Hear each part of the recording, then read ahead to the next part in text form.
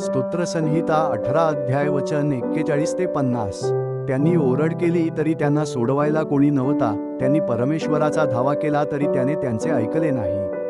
तेव्हा वाऱ्याने उडणाऱ्या धुळीसारखे मी त्यांचे चूर्ण केले, रस्त्यावरील चिखलाप्रमाणे मी त्यांना काढून टाकले. लोकांच्या बखेड्यांपासून तू मला मुक्त केलेस, तू मला राष्ट्रांचा प्रमुख केलेस. जे लोक माझ्या परिचयाचे नव्हते ते माझे अंकित झाले.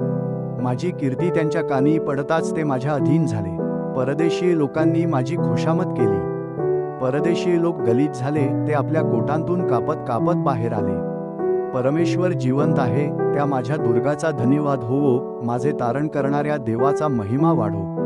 त्याच देवाने मला सूड उगवू दिला, राष्ट्रांना माझ्या सत्तेखाली आणले. तोच मला माझ्या वैऱ्यांपासून सोडवतो. माझ्या विरुद्ध उठणाऱ्यांवर तू माझे वर्चस्व करतोस, जुलमी मनुष्यांपासून मला सोडवतोस. म्हणून हे परमेश्वरा, मी राष्ट्रांमध्ये तुझे स्तवन करीन, तुझ्या नावाची स्तोत्रे गाईन. तो आपल्या राजाला मोठे विजय देतो, आपल्या अभिषिक्ताला दाविदाला व त्याच्या संततीला सर्व काळ वात्सल्य दाखवतो. हे वचन देव बाप तुम्हाला आशीर्वादित करो. आमेन.